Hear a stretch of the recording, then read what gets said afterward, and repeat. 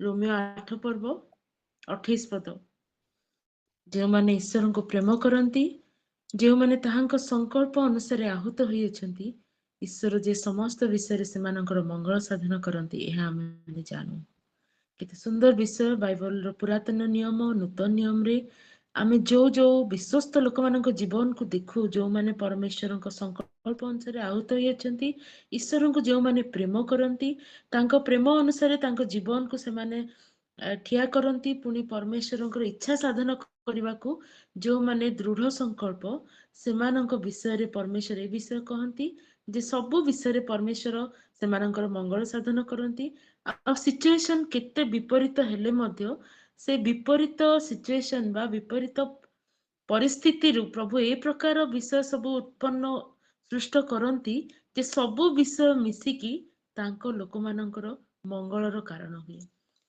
एई मूल पदटी को नेकी आज आमे जो कैरेक्टर स्टडी करिबा ताहा आमे पाइबा एस्टर पुस्तक रे एस्टर पुस्तकटी सान बेलू मते बहुत आकर्षण करे मते बहुत उत्साहित करे मु भी अन्य मानक परी एस्टर पुस्तक को गोटे सौभाग्यर पुस्तक बोली भाबुथिली जे गोटे झियो जे कि अनाथ जे कि गोटे विजातीय देश रे रहिछि तार कि प्रकार भाव अभ्युदय घटी कि प्रकार भाव से गोटे रानी पद प्राप्त होती बोधे से विषय लिखाई कहीं भावुली आउ in due course of time समय साथे साथे से परमेश्वर को लोक मानकर उद्धार कारण हेले एटा मोर धारणा थिला किंतु आमे केबे भी एस्टर को पॉइंट ऑफ व्यू रु एस्टर को दृष्टिकोण रु ए पुस्तक टी को पाठ करबा पई आमे केबे भी चेष्टा करिछु कि जदि करिनु आज आमे से सुजोग को नबा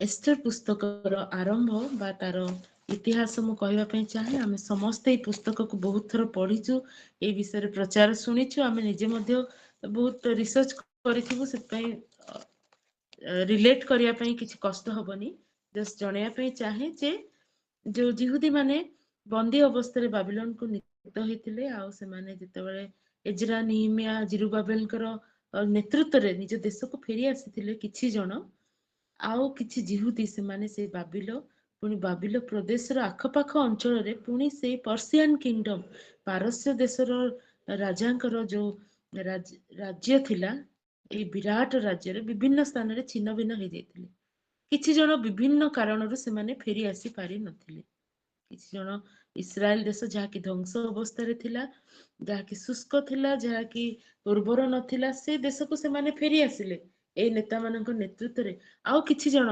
विभिन्न कारण हे पारे मु से मानक अविश्वस्त बोली कहबिनी किंतु कारण भिन्न भिन्न थाई पारे जोथि पई कि से माने से देश रे रहि जाइतिले बा छडा हे जाइतिले बा फेरी आसी पारि नथिले आ परमेश्वरंकर योजना भी थिला जे जिहुदी माने समग्र विश्व रे परिव्याप्त हे जिवे कहि आउ से कारण भाववाणी गुड़िक सफल हबार आवश्यकता अछि तेणु किछि जण से पारस्य राजांकर से राज्य रे रहि जाइतिले आ पारस्य राजांकर जो राजधानी सुसन प्रदेश अक्षेसरस राजा जे पारस्य राजा थिले तांकर अक्षेसरस हिंदुस्तान ठार कुश देश पर्यंत 127 प्रदेश उपर तांकर राजत्व थिला आ महान राजा थिले तांकर पराक्रम विषय एक पर्व रे पूरा वर्णना करा जायछि आपण माने धीरे धीरे पढ़िबे आ ए प्रकार पराक्रम तांकर थिला जे 6 मास पर्यंत से राजत्व पाइबार से पर तृतीय वर्ष रे 6 मास पर्यंत से विभिन्न प्रदेश रे 127 प्रदेश रो लोक माननकु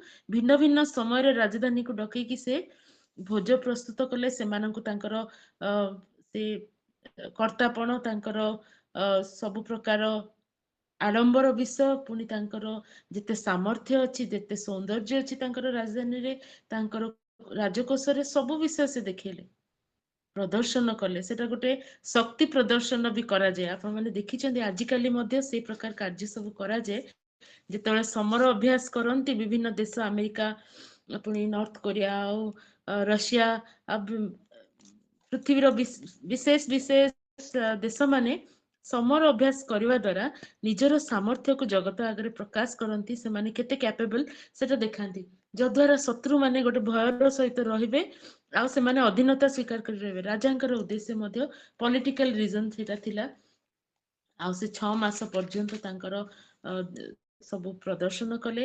ଆଉ 6 ମାସ ଶେଷ ହେଲା ପରେ ତାଙ୍କ ରାଜଧାନୀର ଲୋକଙ୍କ ପାଇଁ ମଧ୍ୟ ସେ 7 ଦିନ ପର୍ଯ୍ୟନ୍ତ ମହାଭୋଜ ପ୍ରସ୍ତୁତ କଲେ। ଆଉ ସେଇ ଭୋଜ ଏତେ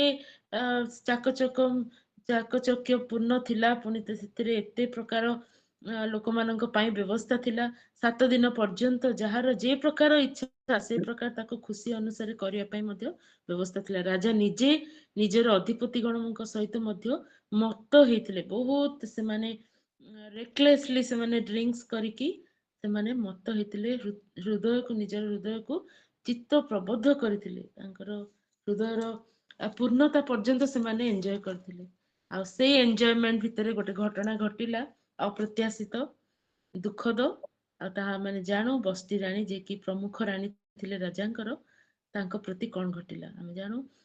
ଆମକୁ ଲାଗି ସେ ବସ୍ତି ରାଣୀଙ୍କର ଜୀବନ ବା ସେଇ ଛୋଟ ଘଟଣା ଆମକୁ ସେଇ ସମୟର ନାରୀ ମାନଙ୍କର ବା ଝିଅ ମାନଙ୍କର ଜୀବନ କି ପ୍ରକାର ଦୁର୍ବିଷହ ଥିଲା ତାହା ଜଣାଏ ଆମକୁ।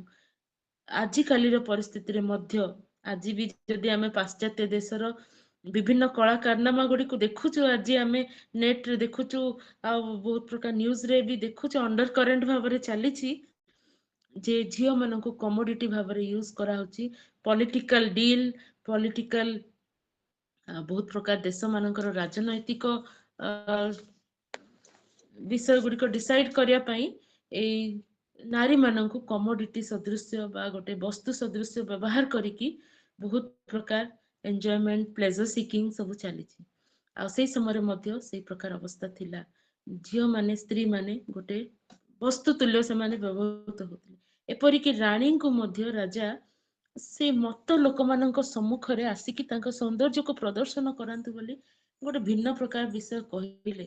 ରାଣୀ ତ ରାଜାଙ୍କର ବିଷୟ ଜାଣନ୍ତି, ତାଙ୍କ ହୃଦୟ ଜାଣନ୍ତି। ଯଦି ସେ ଜଣେ ଉତ୍ତମ ଉଦ୍ଦେଶ୍ୟ ନେଇକି କହିଥାନ୍ତେ ତେବେ ରାଣୀ ନିଶ୍ଚିନ୍ତ ଭାବରେ ଉପସ୍ଥିତ ହେଇଥାନ୍ତେ, କିନ୍ତୁ ନିଶ୍ଚୟ ଭାବରେ ତାଙ୍କ ସମ୍ମାନରେ ବ୍ୟାଘାତ ଘଟିଲା ବା ସ୍ତ୍ରୀ ମାନଙ୍କ ପ୍ରତି ଅକର୍ତ୍ତବ୍ୟ ଏପରି କିଛି ଗୋଟେ ବିଷୟ ହେଇଛି ନିଶ୍ଚୟ, ଯୋଉଟା ପାଇଁ କି ସେ ରାଜାଙ୍କର ସମ୍ମୁଖକୁ ଆସିପାରିଲେ ନାହିଁ।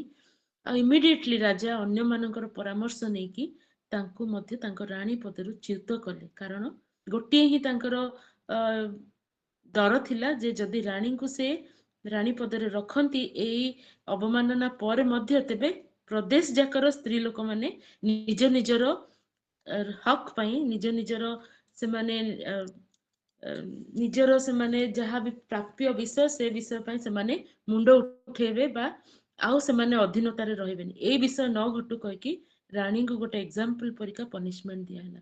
କିନ୍ତୁ ଏ ସବୁ ପଛରେ ପରମେଶ୍ୱରଙ୍କର ହସ୍ତକୃତ କାର୍ଯ୍ୟ ଗୋଟେ ଚାଲିଥିଲା। ଆଉ ଆମେ ଜାଣୁ ଇସ୍ରାଏଲ ଦେଶ ଯୋଉ ସ୍ଥାନରେ ଥିଲେ ମଧ୍ୟ, ଜିହୁଦୀ ମାନେ ଯେଉଁ ସ୍ଥାନରେ ବି ଥିଲେ ମଧ୍ୟ, ସେମାନଙ୍କ ପ୍ରତି ଶୟତାନ ଅନେକ ସମୟରେ ବିପଦପୂର୍ଣ୍ଣ ସିଚୁଏସନ ଗୁଡିକ ଆଣିଛି। ଆମେ ଜାଣୁ ଯୋସେଫଙ୍କ ସମୟରେ ମଧ୍ୟ ଦୁର୍ଭିକ୍ଷ ଏପରି ହେଲା ଯେ ସବୁ ଚତୁଃପାର୍ଶ୍ୱର ଲୋକମାନେ ମରିଯିବା ପରି ଅବସ୍ଥା ହେଲା। ଏପରିକି ଇସ୍ରାଏଲ ଦେଶରେ ମଧ୍ୟ ସେଇ ଦୁର୍ଭିକ୍ଷର ପ୍ରଭାବ ଅତିରିକ୍ତ ହେଲା। ଲୋକମାନେ ବଞ୍ଚିବା ପାଇଁ ହାହାକାର ହେଲେ। କିନ୍ତୁ ତା ପୂର୍ବରୁ ପ୍ରଭୁ ଜଣଙ୍କୁ ମନୋନୀତ କରିକି ମିଶର ଦେଶକୁ ପୂର୍ବରୁ ନେଇକି ସବୁ ସିଚୁଏସନ ପ୍ରସ୍ତୁତ କରି ସାରିଥିଲେ, ଯଦ୍ୱାରା ତାଙ୍କ ଲୋକମାନେ ମିଶର ଦେଶରେ ଖାଦ୍ୟ ଥିବା ସମୟରେ ଗୋଟେ ସ୍ଥାନ ପାଇବେ।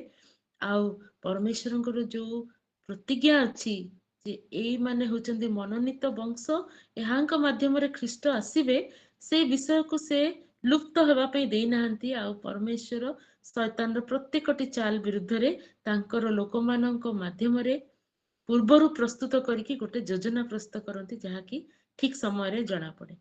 ସେହିପରି ଏଇ ସବୁ ଘଟଣା ମଧ୍ୟରେ ମଧ୍ୟ ପରମେଶ୍ୱରଙ୍କର ଅହସ୍ତକୃତ ସେଇ ଅଦୃଶ୍ୟ ହସ୍ତ ଯୋଉ କାର୍ଯ୍ୟଟି କରୁଥିଲା, ତାହା ହଉଛି ଏଷ୍ଟର ଆଉ ମର୍ଦ୍ଦକ୍ଷ ନାମକ 2 ଜଣ ଜିହୁଦୀଙ୍କ ଜୀବନ ଦ୍ଵାରା ସେ ବିରାଟ ସେ କିଙ୍ଗଡମ, ପର୍ସିଆନ କିଙ୍ଗଡମ ମଧ୍ୟରେ ଜିହୁଦୀ ମାନଙ୍କ ପ୍ରତି ଆଗତ ଯୋଉ ବିପଦ ଠାରୁ ରକ୍ଷା କରିବା ପାଇଁ ଏଇ କନ୍ୟାକୁ ଆଉ ତାଙ୍କର କଜିନ ମର୍ଦ୍ଦକ୍ଷୟଙ୍କୁ ପ୍ରଭୁ ବ୍ୟବହାର କରିବା ପାଇଁ ଚାହୁଥିଲେ।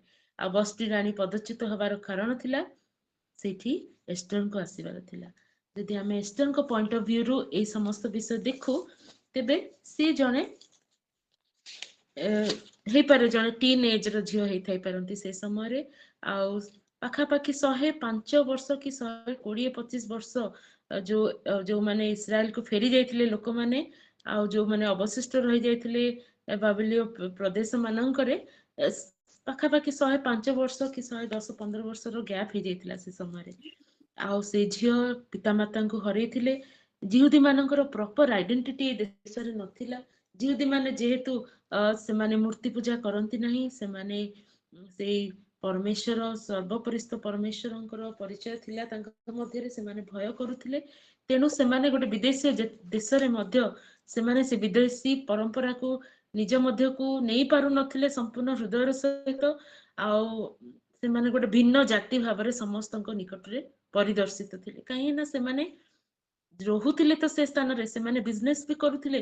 ପ୍ରଭୁଙ୍କର ହସ୍ତ ସେମାନଙ୍କ ଉପରେ ଏତେ ପ୍ରବଳ ଥିଲା ଯେ ସେମାନେ ଯେହେତୁ ପ୍ରତିଜ୍ଞାତ ଲୋକମାନେ, ସେଥିପାଇଁ ସେମାନେ ଯୋଉ କାମରେ ହାତ ଦେଲେ ବି ସେମାନେ ପ୍ରଫିଟ କରୁଥିଲେ। ବିଜନେସ କରନ୍ତୁ କି ଯାହା କରନ୍ତୁ, ସେମାନେ ସବୁବେଳେ ଉପରେ ରହୁଥିଲେ। ଆଜି ବି ଯଦି ଆମେ ଦେଖୁ, ଏତେ ଛୋଟ ଇସ୍ରାଏଲ ଦେଶ, ଲୋକମାନେ ମୋ ଅଫିସରେ ବି କଥା ହୁଅନ୍ତି ବଡ ବଡ ପଦାଧିକାରୀ ମାନେ, ଯେ ଇସ୍ରାଏଲ ଦେଶକୁ ମାନିବାକୁ ପଡିବ, ଏତେ ଛୋଟ ଦେଶ, ତାର ଲୋକମାନେ ପୁରା ପୃଥିବୀର ବିଭିନ୍ନ ଦେଶରେ ସିଟିଜେନସିପ ନେଇକି ରହିଛନ୍ତି, ବିଭିନ୍ନ ବଡ ବଡ ଅର୍ଗାନାଇଜେସନରେ ସେମାନେ କାମ କରୁଛନ୍ତି, କିନ୍ତୁ ଯୋଉଠି ବି କାମ କରୁଛନ୍ତି ସେମାନେ ତାହାର ଦକ୍ଷତା ସହିତ କାମ କରୁଛନ୍ତି ଯେ ତାଙ୍କ ହାତରେ ସବୁ ବିଷୟ ରହୁଛି। ଜିହୁଦୀ ମାନେ ଯଦି ଗୋଟେ ଗୋଟେ କମ୍ପାନୀ ଛାଡିକି ନିଜ ଦେଶକୁ ପଳେଇବୁ, ଆମେ ଯୁଦ୍ଧରେ ଯୋଗଦେବୁ କହୁଛନ୍ତି, ତେବେ ସେ କମ୍ପାନୀ ମାନେ ତାଙ୍କୁ ରିକ୍ୱେଷ୍ଟ କରୁଛନ୍ତି, ଯାଅ ଯୁଦ୍ଧ କର, କିନ୍ତୁ ସମୟ ହେଲେ ଫେରି ଆସିକି ପୁଣି ନିଜର ପୋଜିସନରେ କାର୍ଯ୍ୟ କର। ଆମ ଭାରତର ଅବସ୍ଥା କଣ? ଯଦି ଯେ ଗୋଟେ କର୍ମଚାରୀ କହିବ ମୁଁ ଆଉ କାମ କରିବିନି, ତାକୁ ବାହାର କରିକି ଆଉ 5ଟା ଲୋକଙ୍କୁ ରିକ୍ରୁଟ କରିଦେବେ।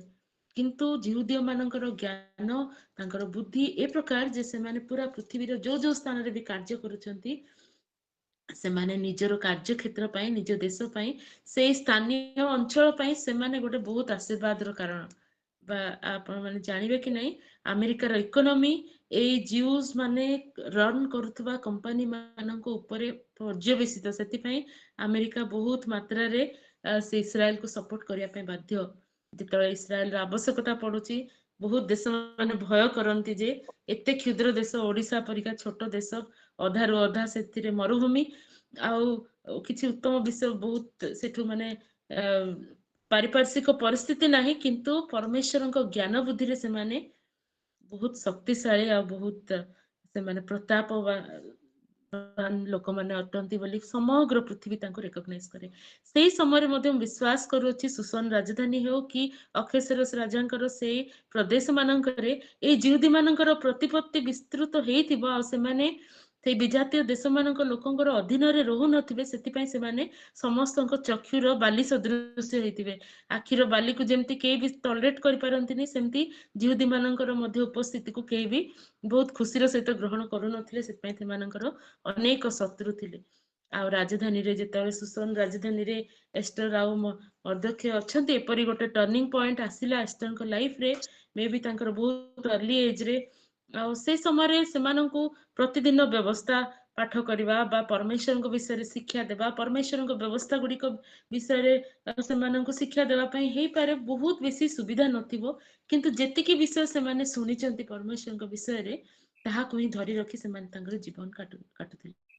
ଆଉ ରାଣୀଙ୍କର ଚୟନ, ଯୋଉ ପ୍ରକାର ଭାବରେ ସେ ରାଜା ସେ ଅର୍ଡର ଦେଲେ ଯେ ତାଙ୍କୁ ଫିଡବ୍ୟାକ୍ ଦିଆହେଲା, ଆଉ ସେଇ ପ୍ରକାର ସେ ଅର୍ଡର ଦେଲେ ଯେ ସୁନ୍ଦରୀ କନ୍ୟାଗଣ ରାଜାଙ୍କ ନିମନ୍ତେ ବଛା ଯାଆନ୍ତୁ, ଆଉ ସେମାନଙ୍କୁ ରାଜା ପରଖନ୍ତୁ ପ୍ରତିଦିନ। ପରଖି ପରଖି ଯାହାକୁ ସେ ଉତ୍ତମ ବୋଲି ଭାବିବେ, ତାଙ୍କୁ ରାଣୀ ପଦ ଦିଆଯାଏ।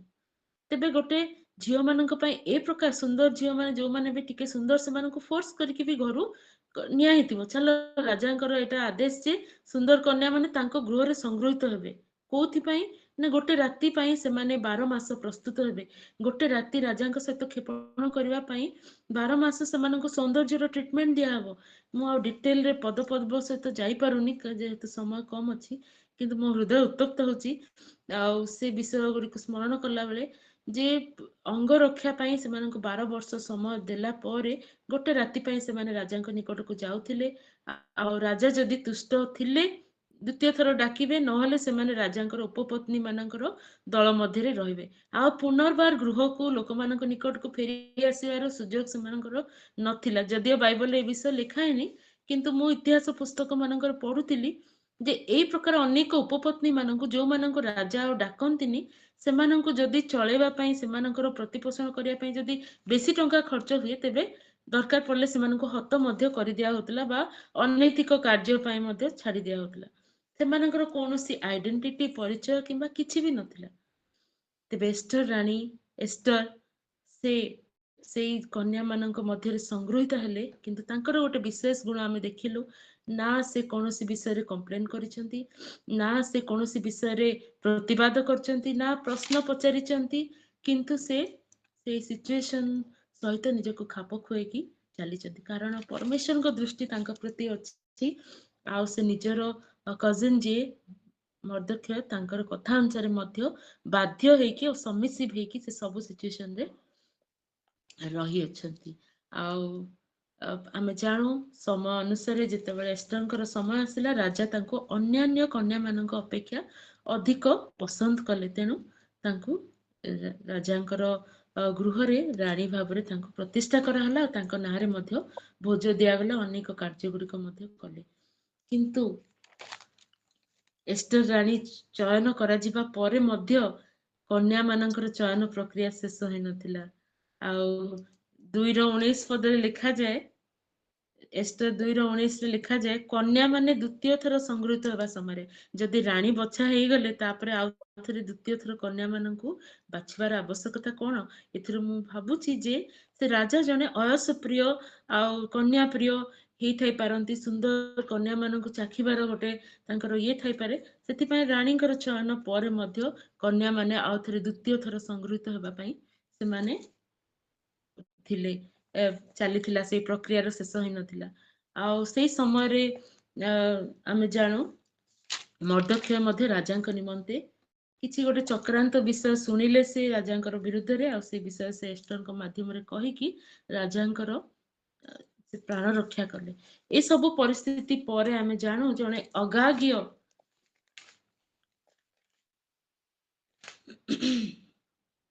अगाग्य हमादाथर पुत्र हामान को राजा उन्नत पदरे देले आ तांकर संगी भाबरे तांको रखिले अधिपतिर आसन अन्य अधिपति मानक आसन अपेक्षा तांको श्रेष्ठतर आसन देले किंतु एही अगाग्य हमादाथर पुत्र हामान को एस्टर रानीकर जे कजिन जे कि राजांकर से राजगृहर पाखे पाखे रोथले हे पारे से किछि गोटे तळीय कर्मचारी हेतिबे तळ लेवल कर्मचारी हेतिबे जोटा कि तांको से राजांकर महल पाखा पाखी रहिबा पई सुजोग मिलुथिला रानीकर खबर भी से नउथिले आ से स्थान रे थिबा समय रे ए प्रकार घटिला जे राजांकर जेते सबु अधिपति माने थांती तांको मध्यरु से अगाग्य हमादाथर पुत्र हामन को से उन्नत कले और हस्तरे से बहुत प्रकार दायित्व देवा पई लागिले आ जी भी राजांकर ए प्रकार अधिपति होथांती राजांकर आज्ञा थिला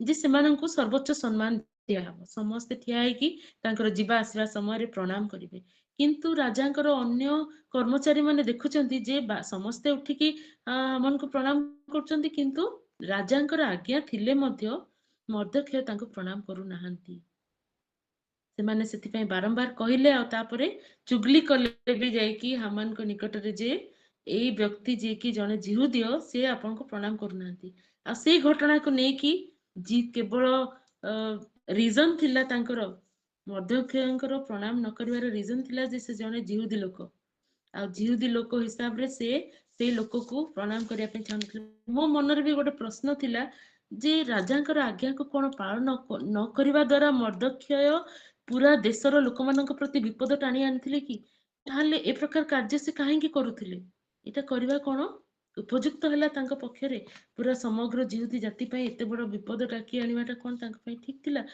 राजांकर आज्ञा आमे भी आजिकल परिस्थिति रे हमर कार्य क्षेत्र रे अनेक समय रे भाबू एटा तो ऑर्डर एटा तो माने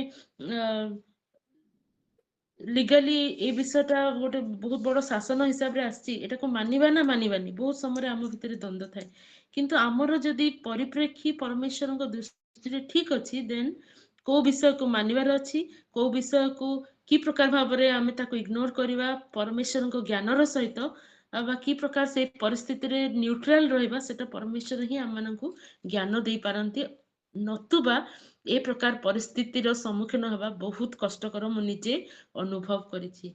आ आमे जदि टिके इतिहास को जिबा एई हामा अगाग्य हामादथर पुत्र किए आ जिहुदी हिसाब रे कोन पई मर्दख्य तांको सम्मुखरे प्रणाम करि पारु नथिले आमे ताहा जानि परिबा प्रथम सामुएल 15 पर्व आमे जानि परिबा। आउ जो लोक माने अमालिकीय लोक माने जो माने कि पृथ्वी पृष्ठ रे ईश्वरंकर पुणी ईश्वरंक लोक मानकर परम शत्रु थिले, सेमानंकर राजा होचंती अगाग। आ सेमानंकु वर्जित रूपे विनाश करिया पई तांको प्रति कोनोसी दया न करिवा पई तांकर वंश को निपात करिवा पई साउलंक प्रति परमेश्वरंकर दृढ़ आज्ञा थिला, जोटा कि पालन करिवारे साउल कोठी ना कोठी गोटे से चुप करथिले बा सेटा को से करि पारि नथिले संपूर्ण भाबरे। आमे जानु प्रथम सामुएल 15 पर्व जेतले आमे पढु तांकर अबाध्यता विषय जणा जे संपूर्ण बाध्यता नथिबाटा अबाध्यता ही माने पार्शियल ओबीडियंस आमे कहि परिबानी। परमेश्वरंकर जदि कथा सुनिबार अछि संपूर्ण भाबरे सुनिबार अछि, नहले जहा कले मध्ये किछि लाभ नै। सेमती राजा साउल सेई अमालेक्य मानंकु तो बद्ध कले, किंतु तांकर राजा अगाग प्रति उत्तम व्यवहार कले। आ उत्तम उत्तम गोरु मेष हृष्टपुष्ट बाछुरी मेष छुआ प्रति जावतीय उत्तम वस्तु प्रति दया करके तांको वर्जित रूपे विनाश कलेनी। आ पर से परमेश्वर को कहले कौन ना सामुएल को माध्यम रे जे बलिदान करबा उद्देश्य रे आमे सब आनिछु। जदिओ राजा को परे अगाग राजा को से माने मारी देथिले, किंतु हेई पारे तांकर वंश को वर्जित रूपे विनाश करि नथिले। सेति पई अगाग्य हामान एस्टर पुस्तक रे पाखापाखि 500 वर्षर इतिहास पर मध्य से रहिचंती। आ देखंतु से इस्राएल रो लोक मानकर कि प्रकार भाबरे गोटे शत्रु भाबरे मध्य समय आसला से उठिचंती। आ परमेश्वर सेति पई कहंती तांकर योजना थाए जे कोन पई से गोटे आदेश दै थांती, पर आमे जानि पारु से समय हमकु बुझा पड़ेनी, किंतु बुझा पड़ू किंबा न पड़ू आमे कंप्लीट ओबीडियंस करबा ही हमर कर्तव्य, नहले आमे परवर्ती परिस्थिति रे आमे हैरान हिताउ। तेणु सेमानकर चिर शत्रु जो अगाग आ तांकर वंशधर माने सेति पई किछि भी हे जाऊ मर्दख्य तांको सम्मुखरे उठी तांको सम्मान देखै पारले नाही, कारण से जानिले परमेश्वरंक द्वारा घृणित वंशर लोक ये आ से शत्रु आमर आ निश्चिंत भाबरे दिने ना दिने ये आम पई विपद सृष्टि करिवो। सेति पई से तांको सम्मुखरे सेई राजांकर आज्ञा को विरोध करले। आ तद्वारा आमे जानु कोन परिस्थिति आसिला।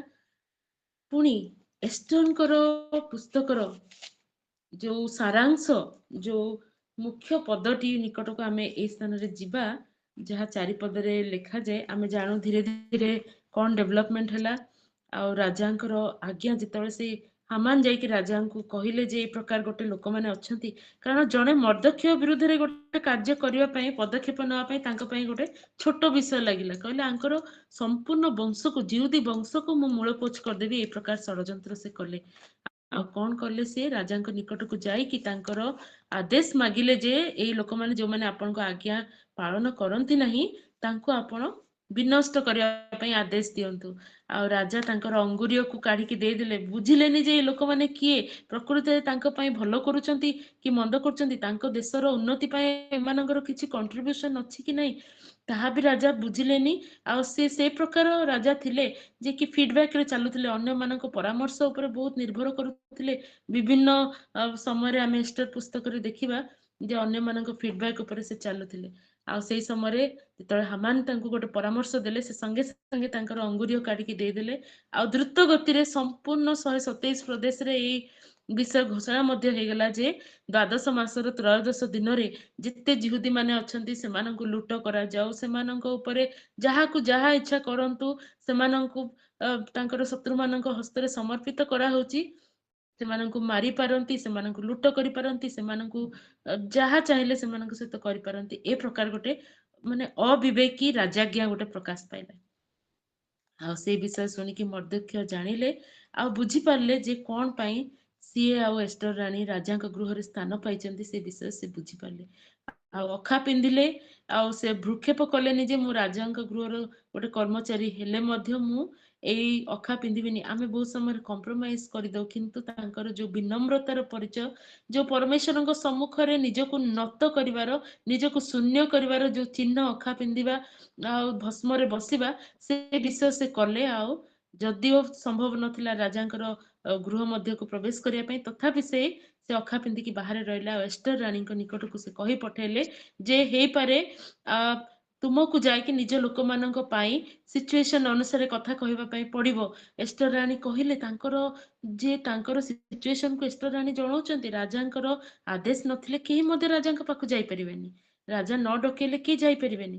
ମୁଁ ମଧ୍ୟ ମାସେ ହେଲା କିଛି ଡାକରା ପାଇନି, ଆଉ ବିନା ଡାକରାରେ ଯିଏ ଯାଏ ତାର ପ୍ରାଣଦଣ୍ଡ ହବାର ଇଏ ଅଛି।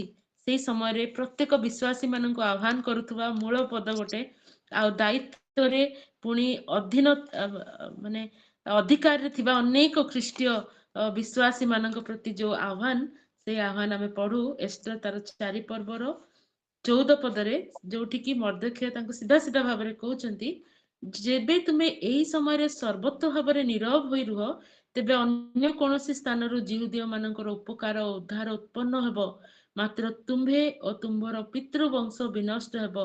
କିଏ ଜାଣେ ତୁମେ ଏପରି ସମୟ ନିମନ୍ତେ ରାଜ୍ୟ ପାଇଅଛ। ଆଜି ଅନେକ କାର୍ଯ୍ୟକାରୀ ମାନଙ୍କ ପାଇଁ, ଅଧିପତି ମାନଙ୍କ ପାଇଁ ଏଇଟା ଗୋଟେ ଚ୍ୟାଲେଞ୍ଜ। ଆମେ ଆଜି କଣ ପାଇଁ ପ୍ରଭୁ ଯୀଶୁଙ୍କ ଦ୍ଵାରା ଗୋଟେ ସ୍ଥାନ ପାଇଛୁ, କୋଉଥିପାଇଁ ଆମେ ଗୋଟେ ଗୋଟେ ପୋଜିସନ ପାଇଛୁ, ଗୋଟେ ଅଧିକାର ପାଇଛୁ? କଣ ଆମର ଏନ୍ଜୟମେଣ୍ଟ ପାଇଁ, ଆମର ଶିକ୍ଷାଗତ ଯୋଗ୍ୟତା ପାଇଁ, ଆମର କୌଣସି ଉତ୍ତମତା ପାଇଁ ପାଇଛୁ, ନା ପରମେଶ୍ୱରଙ୍କର କୌଣସି ଉଦ୍ଦେଶ୍ୟ ସାଧନ କରିବା ପାଇଁ ପାଇଛୁ? ଏଇ ବିଷୟକୁ ସବୁବେଳେ ଆମେ ମନେ ରଖିଥିବା, ଜାଣୁଥିବା, ସେଇ ଅନୁସାରେ କାର୍ଯ୍ୟ କରୁଥିବା।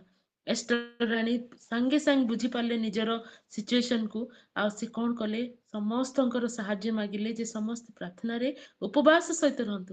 ସେ ରାଣୀ ଥିଲେ, ରାଣୀ ମାନଙ୍କର, ରାଜା ମାନଙ୍କର ଅନେକ ବିଷୟର କାର୍ଯ୍ୟ କରିବାର ଆବଶ୍ୟକତା ନାହିଁ, ତାଙ୍କ ପାଇଁ ଅନ୍ୟମାନେ କରନ୍ତି ଆଉ ସେମାନେ ଡିସିସନ ନେଇ ପାରନ୍ତି। କିନ୍ତୁ ଏଷ୍ଟର ରାଣୀ କହିଲେ ମୁଁ ବି ମାନେ ଅନ୍ୟମାନଙ୍କ ଦୃଷ୍ଟିରେ ମୁଁ ରାଣୀ ହେଇପାରେ, କିନ୍ତୁ ମୋର ହୃଦୟରେ ମୁଁ ଜାଣିଛି ପରମେଶ୍ୱରଙ୍କ ସମ୍ମୁଖରେ ମୁଁ କଣ, ମତେ ବି ଅବନତ ହବାର, ଆଣ୍ଠୁ ପାତିବାର, ଆଉ ନିଜକୁ ନମ୍ର କରିବାର, ନିଜର ଆତ୍ମ ପରୀକ୍ଷା କରିବାର ଆବଶ୍ୟକତା ଅଛି। ତେଣୁ ସେ ନିଜେ ଆଉ ନିଜ ସହଚରୀ ମାନଙ୍କ ସହିତ ଅନ୍ତପୁରରେ ସେ ଉପବାସ ପ୍ରାର୍ଥନାରେ ରହିଲେ, କିଛି ମଧ୍ୟ ଖାଦ୍ୟ ପେୟ କିଛି ବି କମ୍ପ୍ରମାଇଜ କଲେ ନାହିଁ। ଆଉ ସେ ପ୍ରଦେଶ ସାରା ମଧ୍ୟ ଲୋକମାନେ ସେଇ ପ୍ରକାର କରିକି ତାଙ୍କ ପ୍ରାର୍ଥନାରେ ତୋଳି ଧରିଲେ। ଆଉ ତାପରେ ଯାଇକି ସେ ରାଜାଙ୍କ ନିକଟକୁ ଯିବା ପାଇଁ ସାହସ କଲେ। ଆମେ ଦେଖୁ ଏତେ ସୁନ୍ଦର ତାଙ୍କର ଆପ୍ରୋଚ। ରାଣୀ ହେଲେ ମଧ୍ୟ ସେ ଅନେକ ପ୍ରଭୁଙ୍କର ଯୋଉ କାର୍ଯ୍ୟକାରୀ ମାନେ ଅଛନ୍ତି, ଅନେକ ପାଷ୍ଟର, ଅନେକ ସେବା କାର୍ଯ୍ୟର ପ୍ରମୁଖ ମାନଙ୍କ ଠାରୁ ଅଧିକ ମେଚୁରିଟି ରାଣୀ ଏଷ୍ଟରଙ୍କ ନିକଟରେ ଥିଲା ବୋଲି ମୁଁ ଭାବେ। ଯଦିଓ କମ ବୟସ, ଯଦିଓ ଏକ୍ସପିରିଏନ୍ସ ନାହିଁ, ଯଦିଓ ଡାଇରେକ୍ଟ କାଉନସେଲିଂ ସେ ପାଉନାହାନ୍ତି, ଯଦିଓ ସେଇ ସମୟରେ ସେ ବ୍ୟବସ୍ଥା ପୁସ୍ତକ କିମ୍ବା ପରମେଶ୍ୱରଙ୍କ ସହିତ ଗାଇଡ କରିବା ପାଇଁ ତାଙ୍କୁ କେହି ନାହାନ୍ତି, କିନ୍ତୁ ପରମେଶ୍ୱରଙ୍କ ଆତ୍ମା ତାଙ୍କୁ ୱିଜଡମରେ ପରିପୂର୍ଣ୍ଣ କରିଛନ୍ତି, ବୁଦ୍ଧି ଜ୍ଞାନରେ ପୂର୍ଣ୍ଣ କରିଛନ୍ତି। ସେ ନିଜର ବୁଦ୍ଧିରେ ଚାଳିତ ହେଇକି କିଛି କରିନାହାନ୍ତି। ଯେତେବେଳେ ରାଜାଙ୍କ ସମ୍ମୁଖକୁ ଯାଇଛନ୍ତି, ଆଉ ରାଜା ତାଙ୍କୁ ରେକଲେସ୍ କିଙ୍ଗ ବୋଲି ମୁଁ ତାଙ୍କୁ ଅକ୍ଷସରସ ରାଜାଙ୍କୁ କହିବି, ସେ ସିଚୁଏସନରେ ପଡିକି କିଛି ବି କହିଦେଲେ ରାଣୀ ଆପଣ ଆସିଛନ୍ତି, ଯାହା କହିବେ କୁହନ୍ତୁ, ଅର୍ଧେକ ରାଜ୍ୟ ପର୍ଯ୍ୟନ୍ତ ହେଲେ ମଧ୍ୟ ଦିଆହବ। କିନ୍ତୁ ତାଙ୍କର ଏଇ କମ୍ଫର୍ଟିଂ ୱାର୍ଡରେ ଏଷ୍ଟର ରାଣୀ ସେଦିନ ତାଙ୍କ ହୃଦୟର ଖୋଲିକି ସବୁ କଥା କହିଦେଲେନି। ସେ କହିଲେ ଯେ ମୁଁ ପରମେଶ୍ୱରଙ୍କ ସମୟ ପ୍ରତି ଅପେକ୍ଷା କରିବି।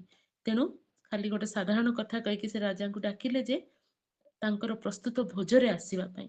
ଆଉ ଇନ୍ ବିଟୱିନ୍ କଣ ହେଇଛି, ହାମାନ ମର୍ଦ୍ଦକ୍ୟଙ୍କୁ ହତ କରିବା ପାଇଁ ବା ତାଙ୍କୁ ମାରିବା ପାଇଁ ଗୋଟେ ଫାଶୀ କାଠ ନିର୍ମାଣ କରିଛନ୍ତି, ତାଙ୍କ ଗୃହରେ ସେଟା ରଖିଛନ୍ତି। ଆଉ ସେ ପ୍ରସ୍ତୁତ ହଉଛନ୍ତି କିପରି ରାଜାଙ୍କୁ କହିକି ମର୍ଦ୍ଦକ୍ୟଙ୍କୁ ସେଠି ହତ କରିବେ। ଆଉ ସେଇ ରାତିରେ ଦେଖୁ ଆମେ ଏଷ୍ଟର ରାଣୀ ଆଉ ତାଙ୍କର ପ୍ରସ୍ତୁତ ଭୋଜରେ ସେ ହାମାନଙ୍କୁ ଆଉ ରାଜାଙ୍କୁ ଉଭୟଙ୍କୁ ଆହ୍ୱାନ କରୁଛନ୍ତି, ଆଉ ପରମେଶ୍ୱରଙ୍କ ସମୟ ଉପରେ ସେ ଅପେକ୍ଷା କରୁଛନ୍ତି। ଆଉ ଯେତେବେଳେ ରାତ୍ରି ଭୋଜନ ସମୟରେ ରାଜା ଆସିଲେ, ସେ ଆଉଥରେ ପଚାରିଲେ, ତୁଷ୍ଟ ହେଲେ ତାଙ୍କର ପ୍ରସ୍ତୁତ ଭୋଜରେ, ଆଉ ସେ ସନ୍ତୁଷ୍ଟ ହେଲେ। ତାପରେ ପଚାରିଲେ, ମତ ହେଲେ ତାଙ୍କର ସେ ପାନୀୟ ଦ୍ୱାରା। ତାପରେ ପଚାରିଲେ କଣ ତୁମର ପ୍ରାର୍ଥନା? ଅର୍ଦ୍ଧେକ ରାଜ୍ୟ ପର୍ଯ୍ୟନ୍ତ ହେଲେ ମୋତେ ଦିଆହବ। ସେଇଠି ବି ରାଣୀ ରାଜାଙ୍କର କଥାରେ ଭାସି ଯାଇକି କିଛି କହୁନାହାନ୍ତି, କାରଣ ସେ ହୃଦୟରେ ପ୍ରଭୁଙ୍କ ସହିତ ପ୍ରାର୍ଥନାରେ ଥିବେ ବୋଲି ମୁଁ ବିଶ୍ୱାସ କରେ ଯେ ପ୍ରଭୁ କଣ ରାଇଟ୍ ଟାଇମ୍ ଉପସ୍ଥିତ ହେଇଛି କି, କଣ ମୁଁ ସବୁ ବିଷୟ ଖୋଲିକି କହିବି କି? ନିଶ୍ଚୟ ସେ ପରମେଶ୍ୱରଙ୍କ ଠାରୁ ସେଇ ଗୋ ହେଡ୍ କ୍ଲିୟରେନ୍ସ ପାଇନାହାନ୍ତି। ମୁଁ ତ ପ୍ରାର୍ଥନା କଲି, ମୁଁ ତ ମୋର ପଦକ୍ଷେପକୁ ବଢେଇଲି, କିନ୍ତୁ ପରମେଶ୍ୱରଙ୍କର ସମୟ ଉପସ୍ଥିତ ହେଲାଣି କି ନାହିଁ, ପରମେଶ୍ୱରଙ୍କର ମୁଭମେଣ୍ଟ ଆରମ୍ଭ ହେଲାଣି କି ନାହିଁ, ଉପଯୁକ୍ତ ସମୟ ଆସିଲାଣି କି ନାହିଁ, ସେ ବିଷୟକୁ ଆନାଲିସିସ୍ କରିବା ତାଙ୍କ ପାଇଁ ବହୁତ ଆବଶ୍ୟକ ଥିଲା। ଆଉ ସେ ପରମେଶ୍ୱରଙ୍କ ଠାରୁ ସେ ଗ୍ରୀନ୍ ସିଗ୍ନାଲ ବୋଧେ ପାଇଲେନି, ସେଥିପାଇଁ ସେ ରାତ୍ରିରେ ନୀରବ ରହିଲେ, କହିଲେ ଆଗାମୀ ରାତି ମଧ୍ୟ, ଆଗାମୀ କାଲି ମଧ୍ୟ ଆପଣମାନେ ଦୟା କରିକି ମୋର ପ୍ରସ୍ତୁତ ଭୋଜରେ ଆସନ୍ତୁ। ଆଉ ସେ ପ୍ରାର୍ଥନାର ସହିତ ରହିଥିବେ। ସେଇ ରାତିରେ ରାଜା ମତ୍ତ ହେଲେ ମଧ୍ୟ ପରମେଶ୍ୱରଙ୍କର କାର୍ଯ୍ୟ କି ପ୍ରକାର ଭାବରେ ଦୃଶ୍ୟ ଭାବରେ ଆରମ୍ଭ ହେଲା ଆମେ ଦେଖିପାରୁ। ଆଉ 5-6 ଏସବୁ ପର୍ବ ମାନଙ୍କରେ ଗଲେ ଆମେ ଜାଣିପାରିବା ଯେ ରାଜା ମତ୍ତ ହେଇଥିଲେ ବି ସେ ରାତିରେ ଶୋଇପାରିଲେନି।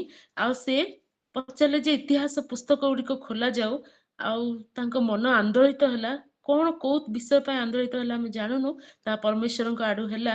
ଆଉ ସେ ରାତି ସାରା ଶୋଇପାରିଲେନି, ଇତିହାସ ପୁସ୍ତକ ଗୁଡ଼ିକ ଖୋଲିକି ଦେଖିଲେ ଯେ ମର୍ଦ୍ଦକ୍ଷେୟ ନାମକ ଜଣେ ବ୍ୟକ୍ତି, ଜଣେ ତାଙ୍କୁ ସାହାଯ୍ୟ କରିଥିଲା, ତାଙ୍କ ପ୍ରାଣ ରକ୍ଷା କରିବା ପାଇଁ କିଛି କରିଥିଲା, କିନ୍ତୁ ତାଙ୍କୁ ଉପଯୁକ୍ତ ଭାବରେ ପୁରସ୍କାର କରାଯାଇ ନାହିଁ। ରାଜା ପ୍ଲାନ୍ କରୁଛନ୍ତି ପୁରସ୍କୃତ କରିବା ପାଇଁ। ହାମାନ ରାତି ସାରା ଚକ୍ରାନ୍ତ କରିଛି କିପରି ମର୍ଦ୍ଦକ୍ଷେୟଙ୍କୁ ହତ କରିବା, କାରଣ ଏଷ୍ଟର ରାଣୀଙ୍କ ଭୋଜରୁ ଫେରିବା ସମୟରେ ମଧ୍ୟ କି କୌଣସି ସ୍ଥାନରେ ମଧ୍ୟ ସେ ମର୍ଦ୍ଦକ୍ଷେୟଙ୍କ ଠାରୁ ସମ୍ମାନ ପାଉନାହାନ୍ତି, ତାଙ୍କର ସେଥିପାଇଁ ହାଡ଼ ଭିତରେ ବି ତାଙ୍କର କ୍ଷୟ ସୃଷ୍ଟି ହେଲାଣି। ତେଣୁ ସେ ଫାଶୀ କାଠ ପାଇଁ ପ୍ରସ୍ତୁତ ହଉଛନ୍ତି, ରାଜା ପୁରସ୍କାର ପାଇଁ ପ୍ରସ୍ତୁତ ହଉଛନ୍ତି। ଯେତେବେଳେ ସକାଳ ହେଲା ଆଉ ରାଜା ହାମାନକୁ ଦେଖିବା ପାଇଁ ଚଞ୍ଚଳ ହେଲେ, ହାମାନ ରାଜାଙ୍କୁ ଭେଟିବା ପାଇଁ ଚଞ୍ଚଳ ହେଲେ, କାହିଁକି ନା ଉଭୟଙ୍କର ପ୍ଲାନ୍ ରେଡି କରିକି ରଖିଥିଲେ। ତେବେ ହାମାନ ତାଙ୍କର ପ୍ଲାନ୍ କହିବା ପୂର୍ବରୁ ରାଜା ତାଙ୍କ ପ୍ଲାନ୍ ପଚାରୁଛନ୍ତି, ଯାହାଙ୍କୁ ସମ୍ମାନିତ କରିବା ପାଇଁ ଇଚ୍ଛା କରେ ତାଙ୍କ ପ୍ରତି କଣ କରାଯିବ? ହାମାନ ଭାବୁଛନ୍ତି ମୋ ଛଡା ଆଉ କାହାକୁ ରାଜା ସମ୍ମାନିତ କରିବେ। ସେଥିପାଇଁ ସେ ଗୋଟେ ବଢିଆ ବିଷୟ ସେ କହିଲେ ଯେ ରାଜାଙ୍କର ସେ ବସ୍ତ୍ର ତାଙ୍କୁ ଦିଆଯାଉ, ରାଜାଙ୍କର ମୁକୁଟ ତାଙ୍କୁ ଦିଆଯାଉ, ସର୍ବୋଚ୍ଚ ଆସନରେ ତାଙ୍କୁ ବସାଯାଉ। ଆଉ ସେ ଅଶ୍ଵ ଉପରେ, ରାଜାଙ୍କର ଅଶ୍ଵ ଉପରେ ବସେଇକି ସମଗ୍ର ନଗର ବୁଲେଇ ବୁଲେଇ ତାଙ୍କ ସମ୍ମୁଖରେ ଘୋଷଣା କରାଯାଉ ଯେ ରାଜା ଯାହା ଉପରେ ସନ୍ତୁଷ୍ଟ ଅଟନ୍ତି ତା ପ୍ରତି ଏପରି କରନ୍ତି। କିନ୍ତୁ ସେଇ ଲୋକ ହାତରେ, ଯିଏ ଫାଶୀ କାଠ ପ୍ରସ୍ତୁତ କରିଥିଲା, ତାର ଯୋଜନା ତ ସେ କହିପାରିଲାନି, କିନ୍ତୁ ସେଇ ଲୋକ ହାତରେ ହିଁ ସେଇ କାର୍ଯ୍ୟ କରିବା ପାଇଁ, ମର୍ଦ୍ଦକ୍ଷେୟ ପାଇଁ ରାଜା ଆଦେଶ ଦେଲେ। ସେଇ ରାତିର ସେଇ ଘଟଣା ପରେ ନିଶ୍ଚୟ ଏଷ୍ଟର ରାଣୀ ଆଉ ମର୍ଦ୍ଦକ୍ଷେୟ ଜାଣିପାରିଥିବେ ଯେ ପରମେଶ୍ୱର ତାଙ୍କ ପ୍ରାର୍ଥନାର ଉତ୍ତର ଦେବା ପାଇଁ ଆରମ୍ଭ କରୁଅଛନ୍ତି। ବିଜୟ ସନ୍ନିକଟ ହଉଅଛି। ପୁଣି ସେଇ ଦିନ ସାରାର ସବୁ ଘଟଣା ମାଧ୍ୟମରେ ସେମାନେ ଜାଣିପାରିଥିବେ ଯେ ଆମର ସମୟ ଧୀରେ ଧୀରେ ଉପସ୍ଥିତ ହଉଅଛି। ଆଉ ସେଇ ରାତିରେ ପୁନର୍ବାର ରାଜା ଆଉ ହାମାନ ସେମାନେ ଆସିଲେ। ହାମାନଙ୍କୁ ଇଚ୍ଛା ନଥିବ ଆସିବା ପାଇଁ, କିନ୍ତୁ ଏଷ୍ଟର ରାଣୀ ଲୋକ ପଠେଇଲେ, କାହିଁକି ନା ସେ ଜାଣିଥିବେ ଯେ ୟାଙ୍କ ହୃଦୟ ପୁରା ବସି ଯାଇଛି ତଳେ, ଆଉ ସେ ଆସିବା ପାଇଁ ଇଚ୍ଛା କରୁନଥିବେ। ତେଣୁ ରାଣୀ ଲୋକ ପଠେଇକି ହାମାନଙ୍କୁ ଘରୁ ଡକେଇକି ନେଇକି ଆସିଲେ, ଆଉ ରାଣୀଙ୍କ ଭୋଜରେ ଜଏନ କରିବା ପାଇଁ। ସେ ସ୍ଥାନକୁ ଆସିବା ସମୟରେ ପୁଣି ଥରେ ରାଜା ଯେତେବେଳେ ପଚାରୁଛନ୍ତି, ଆଉ ପରମେଶ୍ୱରଙ୍କର ମୁଭମେଣ୍ଟ, ପରମେଶ୍ୱରଙ୍କ ଚାଳନା ସମୟର ସେ ଉପଯୋଗିତାକୁ ଦେଖିକି ରାଣୀ ସେଠି ପ୍ରକାଶ କରୁଛନ୍ତି ଯେ ଏଇ ହାମାନ ହଉଛି ମୋର ଆଉ ମୋର ପିତୃବଂଶର ଶତ୍ରୁ। ସେ ଯୋଉ ରାଜାଙ୍କ ମାଧ୍ୟମରେ ଯୋଉ ଗୋଟେ ଅବିବେକୀ ଗୋଟେ ରାଜାଜ୍ଞା ପ୍ରକାଶ କରିଅଛନ୍ତି, ତଦ୍ୱାରା କଣ ଘଟିବା ପାଇଁ ଯାଉଅଛି। ଆଉ ସେ ବିଷୟ କହିବା ଦ୍ୱାରା ରାଜା କ୍ରୁଦ୍ଧ ହେଲେ।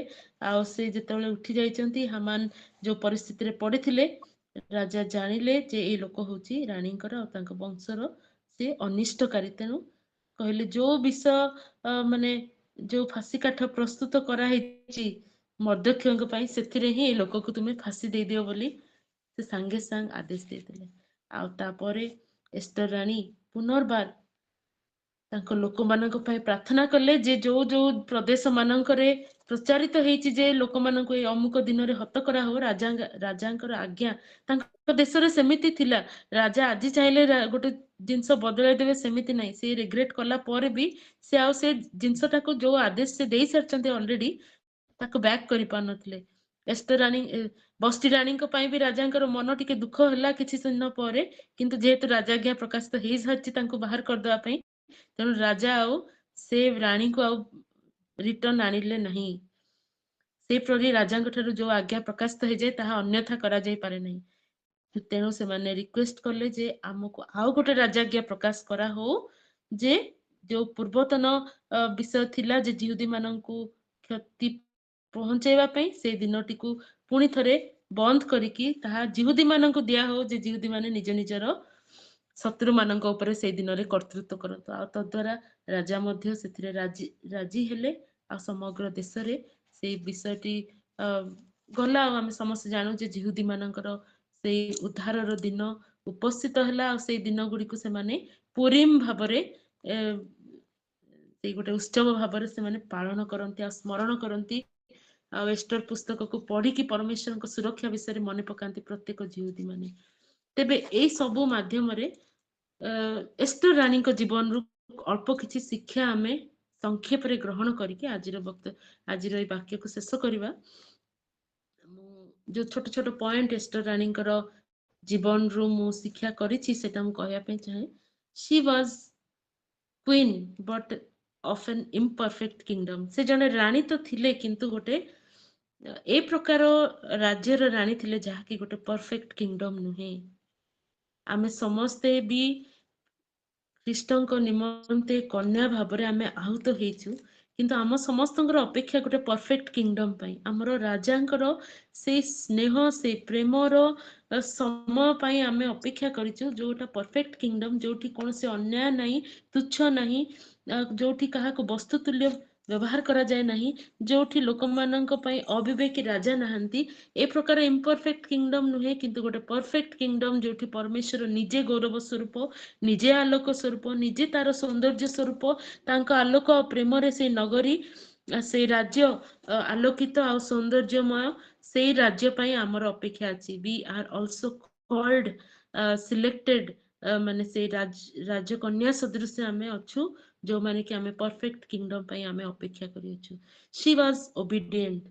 ଯଦିଓ ସେ ସୁନ୍ଦର ଥିଲେ, ବହୁତ ସମୟରେ ଆମେ ଦେଖୁ ସୁନ୍ଦର ଝିଅ ମାନେ ଆଉ ହ୍ୟାଣ୍ଡସମ୍ ବଏଜ ମାନେ ସେମାନେ ବହୁତ ସମୟରେ ବାଧ୍ୟତା, ବଡ ମାନଙ୍କର ବାଧ୍ୟତାର ଅଧୀନରେ ନଥାନ୍ତି। ସେମାନଙ୍କର ଘମଣ୍ଡ ଥାଏ ନିଜର ଇଏକୁ ନେଇକି, ସେଥିପାଇଁ ସେମାନେ ଓବିଡିଏଣ୍ଟ ନଥାନ୍ତି। କିନ୍ତୁ ଆମେ ପୁରା ଆରମ୍ଭରୁ ଦୁଇ ପର୍ବର 19-20 ଆମେ ଦେଖୁ ମର୍ଦ୍ଦକ୍ଷୟଙ୍କର ସେ ବଶୀଭୂତା ଥିଲେ, ଆଜ୍ଞାକାରୀ ଥିଲେ। କେବଳ ମାନେ ଯେତେବେଳେ ସେ ଅନାଥ ଥିବା ସମୟରେ ନୁହେଁ, ରାଣୀଙ୍କର ପଦ ପ୍ରାପ୍ତ ହେଲା ପରେ ମଧ୍ୟ ସେ ମର୍ଦ୍ଦକ୍ଷୟଙ୍କର ଜଣେ ତଳିଆ କର୍ମଚାରୀ ହେଇଥାଇ ପାରନ୍ତି ମର୍ଦ୍ଦକ୍ଷୟ, କିନ୍ତୁ ତାଙ୍କୁ ସେ ସମ୍ମାନ ଯୋଉ ଟାଇପର କରୁଥିଲେ ସେ ସବୁ ପରିକା ସମ୍ମାନ ହିଁ ସେ କରି ଆସିଛନ୍ତି। ପ୍ରତ୍ୟେକଟି ବିଷୟରେ ସେ ଓବିଡିଏଣ୍ଟ ହେଇଛନ୍ତି। She was beautiful but not arrogant. She was orphan but not unruly। ବହୁତ ସମୟରେ ଆମେ ଦେଖୁ ନା ଯୋଉମାନଙ୍କର ପିତାମାତା ନଥାନ୍ତି, ଯୋଉମାନେ ପରିସ୍ଥିତିରେ ପଡିକି ବହୁତ କ୍ରିମିନାଲ ଆକ୍ଟିଭିଟିଜରେ ସେମାନେ ଚାଲି ଯାଆନ୍ତି, ବହୁତ ମାନେ ଅନୈତିକ କାର୍ଯ୍ୟରେ ପିଲାମାନେ ଚାଲି ଯାଆନ୍ତି। ଆମେ ସବୁ କଣ କହୁ, ସେ ତାଙ୍କର ପରିସ୍ଥିତିର ଫଳ ଅଟନ୍ତି। ତାଙ୍କର ପରିସ୍ଥିତି ସେତେ ସୁହାଇଲା ପରି ନଥିଲା, ତେଣୁ ସେ ପିଲାଟି ଖରାପ ରାସ୍ତାରେ ଯାଇଛି। ବଟ୍ ସେଇ ଝିଅ ଅର୍ଫାନ୍ ଥିଲେ, but she was not unruly. She was not, ମାନେ ତାଙ୍କ ଜୀବନରେ ଶୃଙ୍ଖଳା ଥିଲା। ତାଙ୍କର ଫ୍ୟୁଚର ଅନସର୍ଟେନ ଥିଲା। ଗୋଟେ ରାତି ପାଇଁ ରାଜା ମାନେ ଝିଅ ମାନଙ୍କୁ ବାଛୁଥିଲେ, ରାଜା ଝିଅ ମାନଙ୍କୁ ବାଛୁଥିଲେ, କିନ୍ତୁ ସେଇ ସିଚୁଏସନରେ ବି ସେ ମୁଖ ଖୋଲିକି ମୁଁ ରେବେଲିୟନ ହେବି, ଜିହୁଦୀ ମାନଙ୍କ ମଧ୍ୟରେ ଥିଲା ଯେ ସେମାନେ ରେବେଲିୟସ ହୁଅନ୍ତି। ବହୁତ ଖ୍ରୀଷ୍ଟିଆନ ଝିଅ ପୁଅ ଅଧିକାରୀ ମାନେ ପୁଣି କାର୍ଯ୍ୟକାରୀ ମାନେ ସେମାନେ କହନ୍ତି ଆମକୁ ହିଁ ପରମେଶ୍ୱର ଅଧିକାର ଦେଇଛନ୍ତି, ଆମେ ମୁଖ ନ ଖୋଲିବୁ ତ, ଆମେ ନ୍ୟାୟ ନ କରିବୁ ତ ଆଉ କିଏ କରିବ କହିକି ନିଜ ହାତକୁ ଜିନିଷ ଗୁଡିକ ନେଇକି ଭଏସ ରେଜ କରନ୍ତି। ବଟ୍ ପରମେଶ୍ୱରଙ୍କର ସମୟ ଉପସ୍ଥିତ ହେବା ପର୍ଯ୍ୟନ୍ତ ଅନେକେ ଅପେକ୍ଷା କରନ୍ତିନି, କିନ୍ତୁ ନିଜର ସୁବିବେଚନାରେ ଆଉଛି କି ଯେତେବେଳେ ସେମାନେ ଭଏସ ରେଜ କରନ୍ତି ଅନେକ ସମୟରେ ସେମାନେ ନିଜେ ଆଉ ଅନ୍ୟ ମାନଙ୍କର ବିପଦର କାରଣ ହୁଅନ୍ତି। କିନ୍ତୁ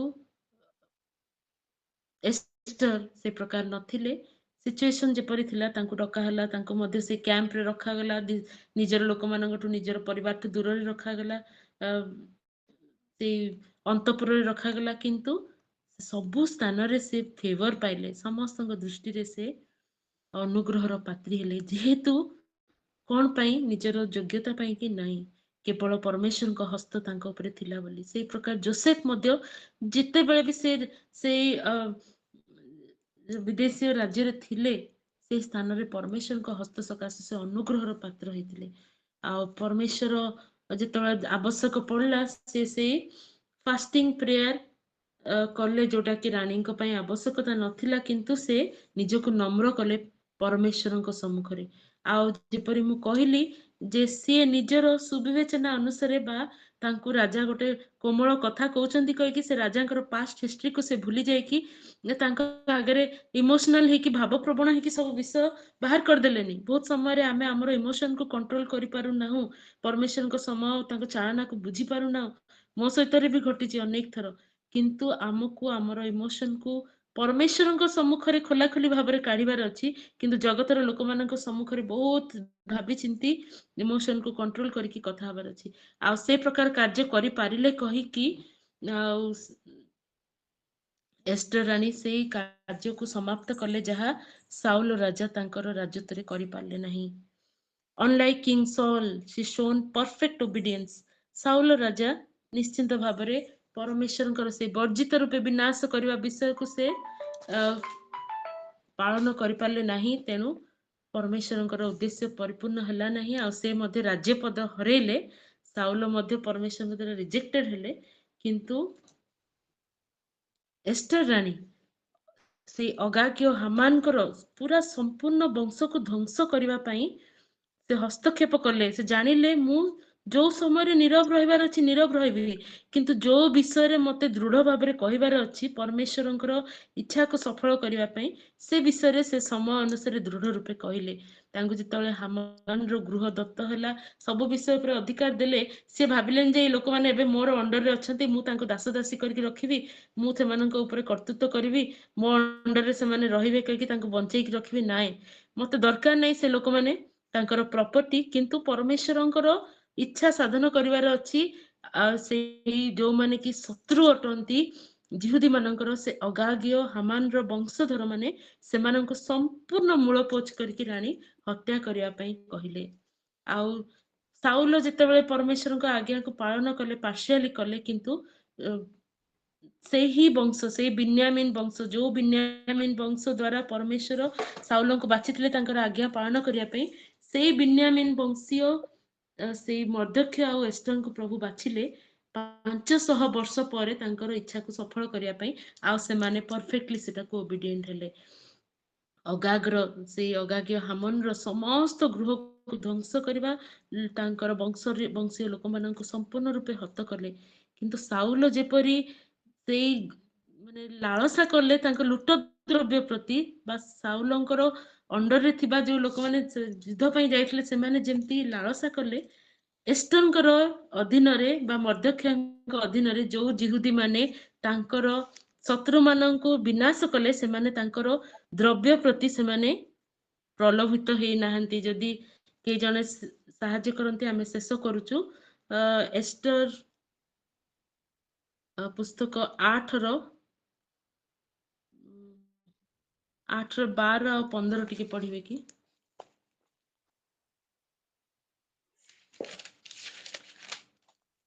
मात्र प्रत्येक नगरर सबु जिहुदीयंकु एकत्रित होई अपना अपना रक्षा प्राण रक्षार्थे ठिया हेबाकू पुणी जेउ गोष्ठी और प्रदेश सेमानकर विपक्षता करिवे सेमानक सामर्थ्य सेमानक बालक और स्त्री सकल को संहार बध विनाश करने पुणी सेमानकर समस्त द्रव्य लुटिबाकू राजा अनुमति देला।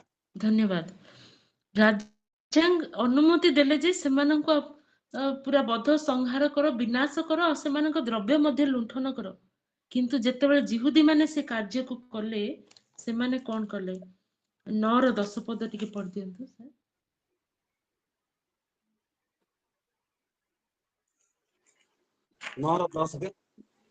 जिहुदी मानकर शत्रु हमतात्र पुत्र हामनर एही 10 पुत्रଙ୍କୁ ସେମାନେ ବଧ କଲେ ମାତ୍ର ଲୁଟ କରିବାକୁ ସେମାନେ ହସ୍ତକ୍ଷେପ କଲେ ନାହିଁ।